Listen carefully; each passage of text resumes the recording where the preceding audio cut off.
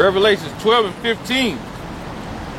And the serpent cast out of his mouth water as a flood after the woman, that he might cause her to be carried away of the flood. Yeah, the flood of them lies and the philosophy. And he put a lot of them, them lies in the books and in them churches. Okay? Which Lyndon Johnson passed a law, the 501c3 tax statute, which waive your First Amendment right, which they can't teach you the whole Bible in them churches, nor are they going to teach you history like this. So Lyndon Johnson passed that. And Lyndon Johnson was a so-called Jew. He was a gutter rat. Okay? He was Jewish, gutter rat. So that's part of that flood. And that serpent is a so-called white man. Go ahead. God. Verse 16. Oh, now jump to, what I say, 2 Corinthians 11 and, 11 and 3. 2 Corinthians 11 and 3. But I fear, lest by any means as the serpent beguiled Eve through his subtlety, so your mind shall be corrupted from the simplicity that is in Yahushua Mashiach. Read that again, now. It says 2 Corinthians 11 and 3. But I fear, lest by any means as the serpent beguiled Eve through his subtlety, so your mind shall be corrupted from the simplicity that is in Yahushua. Alright, go back to Revelation 12 and 15. Revelations 12 and 15. And the serpent cast out of his mouth water as a flood after the woman, that he might cause her to be carried away of the flood. The woman is the nation of Israel. Alright? And the earth helped the woman. And the earth helped the woman. The archaeology. So the serpent, which is a so-called white man, he had to cast out that flood, so he basically cut you away from the house of Yahweh Shem Yahushai, which is the house of David. Okay? So you can be destroyed. So that's why he cast out that flood, so you can be destroyed and be deceived. You know, just like Eve was. And a lot of you have been taken away by that. Go ahead.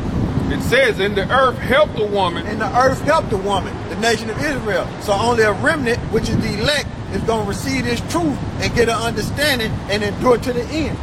God. Go ahead. And the earth opened her mouth and swallowed up the flood which the dragon cast out of his mouth. Yeah, so that's why you see all this information coming out about the Negro, Latinos, and Native Americans being Israelites. This water is coming out all through the internet, man.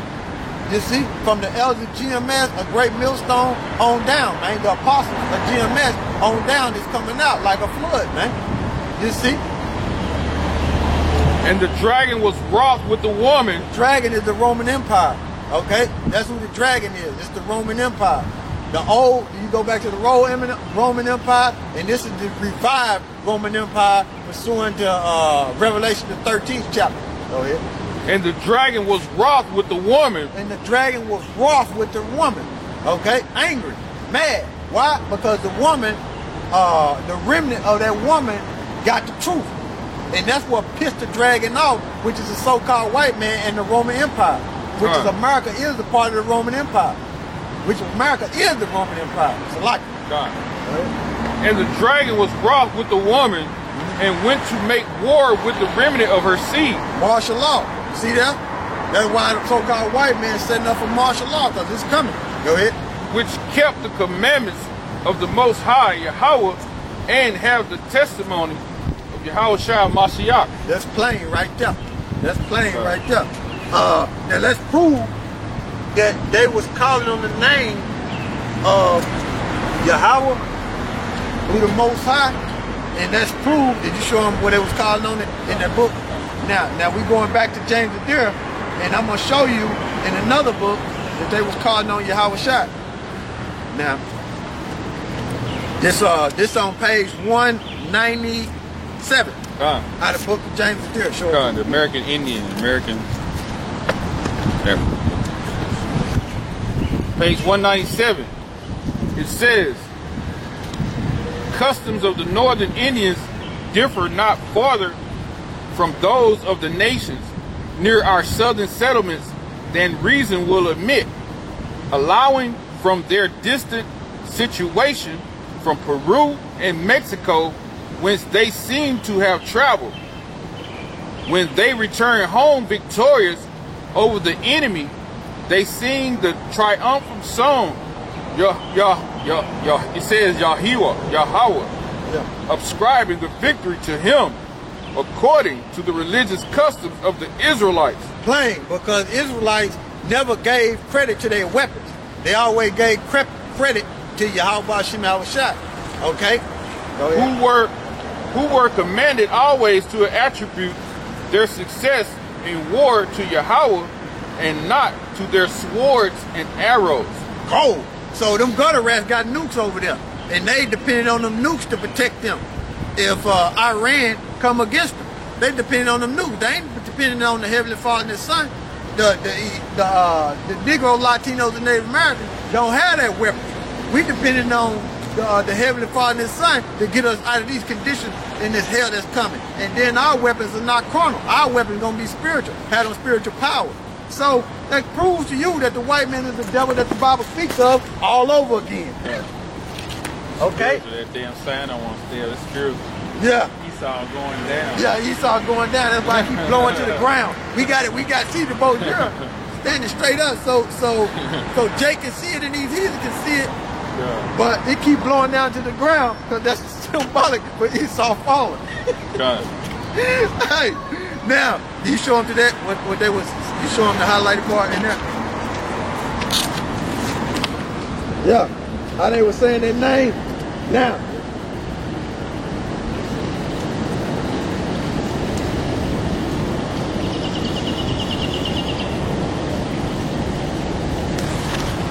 All right, this is another book, right?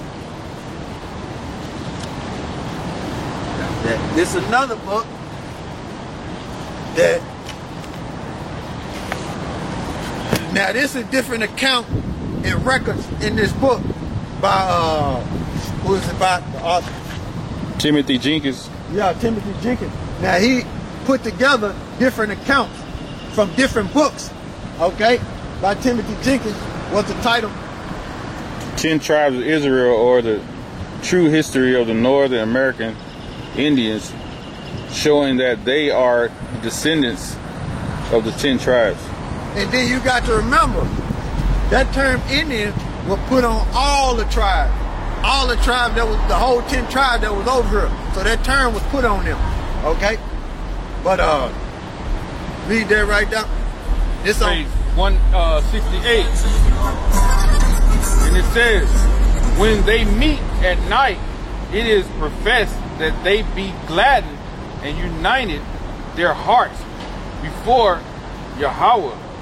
They sing all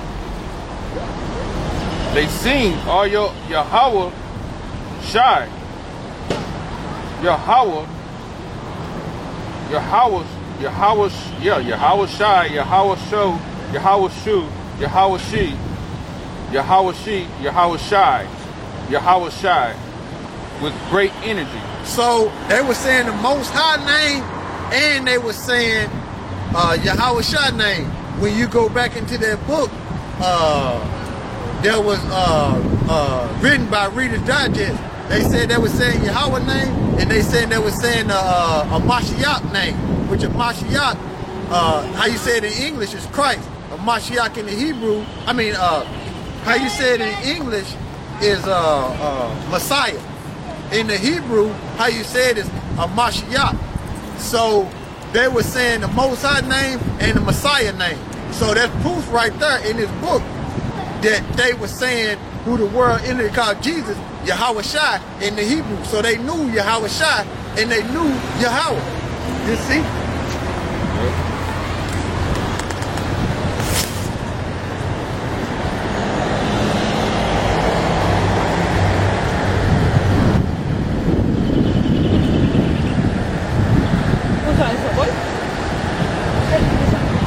So all the tribes knew. They knew. Go back to this right here. Now we're jumping back to page 14. Oh yeah, we're gonna jump there, and then we're going to go to page 14. Okay. It says Ancient Antiquities, page 13. It says the Potawatomi Indians called the Mississippi Mishawpawa. It says, which is plainly derived from Misa, meaning Moses, and Pawa, father, which means Father Moses. And we called it the father of waters.